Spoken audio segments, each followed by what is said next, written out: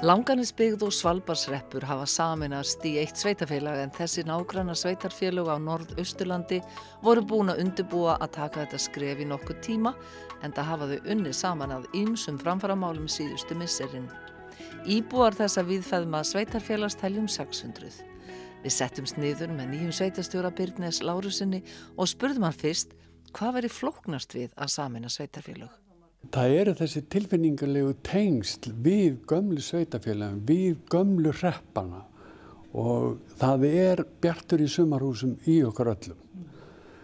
Þannig að við viljum vera svona sjálfstæð og finnst okkur kannski missa ákveðið sjálfstæði ef við förum inn í stærra samfélag. Það er þessi tilfinningalegu atriði sem oft er erfiðara að eiga við heldur en beint fjárhagslegir hagsmunir eða fjárhagsleg áhrif.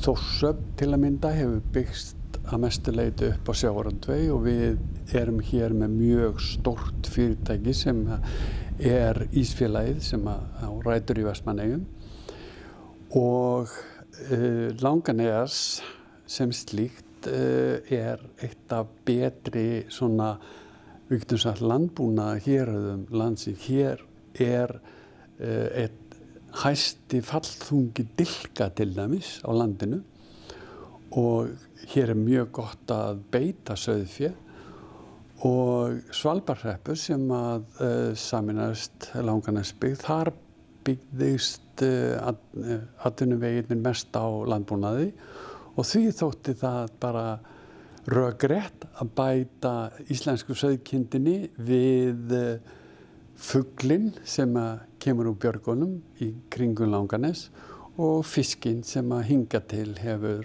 verið okkar grundvöllar. Það eru ógnanir sem samfélög standa frammi fyrir sem liggja langt frá til að mynda höfuðborginni, höfuðborgarsvæðinu, getur sagt á svæðinu milli Hvítanna. Það er helst sú þjónusta sem þar er veitt og við njótum ekki góðs af. Til dæmis þessa dagana er verið að taka eina starfið á Þórshöfn sem ríkið hefur kostað.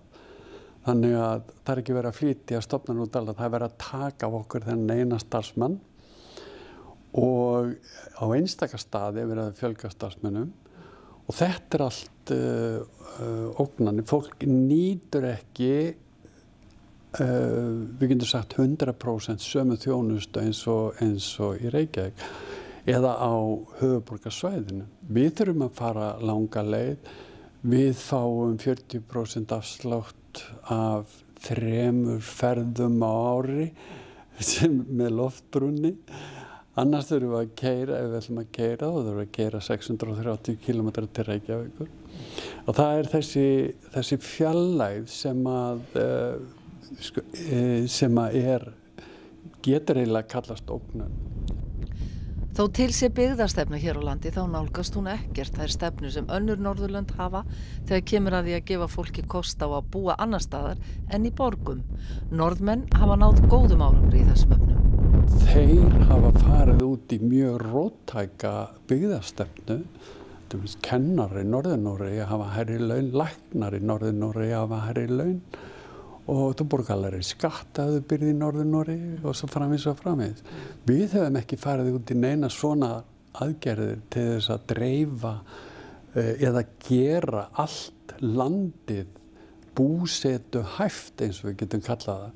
Góðar samgöngur eru mikilvæg forsenda búsetu og þar skipta góðir vegir og ljósleiðaratenging miklu máli en einnig flugsamgöngur. Þá til dæmis Norlandair sem sér flug Þórshöfn, Akureyri og svo Icelandair, Akureyri, Reykjavík. Þeir eru með sikkert bókunarkerfi sem tala ekki saman og það þarf að bóka í sikkert lagi og við vitum ekki hvort að loftbrúin sem við erum með, sem við þurfum að setja kvóta inn, hvort hún virkar hjá Norlandair eða hvort hún virkar svo aftur hjá Icelandair eða hvernig reglurnar eru í kringum það. Þannig að samræmd samgöngustefna fyrir landið, okkur vantar hana. Ég veit að fyrstu tillögur í samræmdum samgöngum, vegir, flug og ferjur, þessar hugmyndir komu fyrst fram sko, á 8. áratug síðustu aldar, að hafa ekki enn á það þroskast. En hvað þá svona eftirsóknarvert við að búa út á landi? Nú ásókn fólks, sérstaklega ungs fólks, að flytja út úr ys og þys borgarinnar, vilja ala upp börn í umhverfi sem barnvænlegt, sem býður upp á svona grunnþjónustu, með tiltölulega góða innviði og langar út í náttúruna.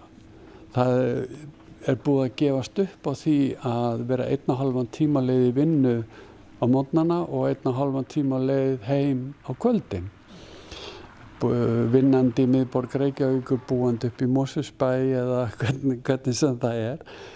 En þessi kollega minni, þeir staðfesta þessa hugmynd eða það sem búið var að hvarfla að mér, að fólki langar út í náttúruna, það langar út í tengsl við náttúruna og að búa þar sem við getum sagt hátt í lofts og vítt í veggja. Ég hef nær alla tíð búið út á landi og mig langaði hingað þegar að ég byrjaði hér eða hóf hér störf sem skrifstofustjóri fyrir tæpum 2 árum. Það langaði mig hingað og hér gott fólk, hér gott að vera, hér fallegt og notalegt að vera og það það sem allavega laðaði mig hingað.